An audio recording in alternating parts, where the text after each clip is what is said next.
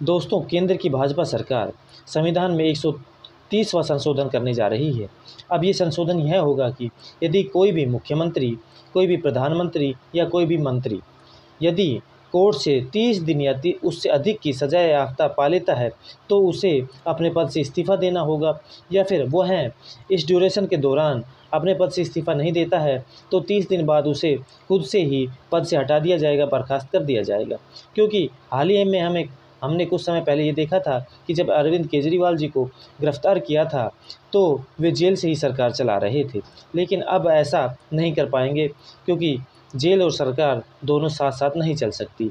यह एक सराहनीय कदम है वैसे तो, लेकिन ये लागू होता है या नहीं होता है, विपक्ष तो ज़ोर शोर से इस पर हंगामा कर रहा है और कह रहा है कि ये बदले की भावना से किया जा रहा है। लेकिन अगर ये साफ नीयत से किया जा रहा है तो ये अच्छा कदम है, सराहनीय कदम है। लेकिन इससे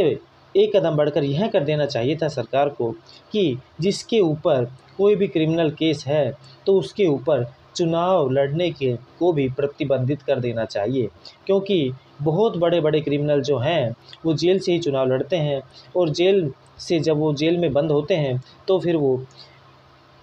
प्रचार प्रसार के लिए भी बाहर आ जाते हैं, बेल मिल जाती है और वे अपने संसदीय क्षेत्र में खूब धूमधाम से प्रचार करते हैं, जबकि उनको संगीन आरोपों में गिरफ्तार किया गया होता है। तो इस प्रकार के क्रिमिनल को चुनाव लड़ने का अधिकार भी नहीं होना चाहिए। सरकार को इसके लिए भी एक कानून लेकर आना चाहिए कि यदि किसी भी व्यक्ति को मतलब कैटेगरी में बांट दें कि यदि ऐसा कोई जघन्य अपराध कर रखा है या कोई क्रिमिनल केस है तो उसके ऊपर भी प्रतिबंध रहेगा चुनाव लड़ने का, वो भी चुनाव नहीं लड़ पाएगा। क्योंकि अब एक यह ट्रेंड बन गया है, क्योंकि राजनीति में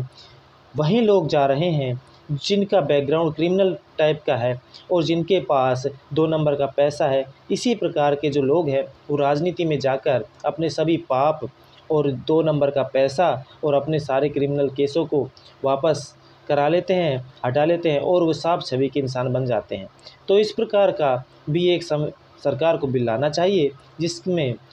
क्रिमिनल को इलेक्शन लड़ने के ऊपर प्रतिबंध हो और वो चुनाव ना लड़ पाए। ये एक सरकार का सराहनीय कदम है, लेकिन देखते हैं सरकार विपक्ष के हंगामे के बीच यह दोनों सदनों से और राष्ट्रपति से पास होता है कि नहीं होता।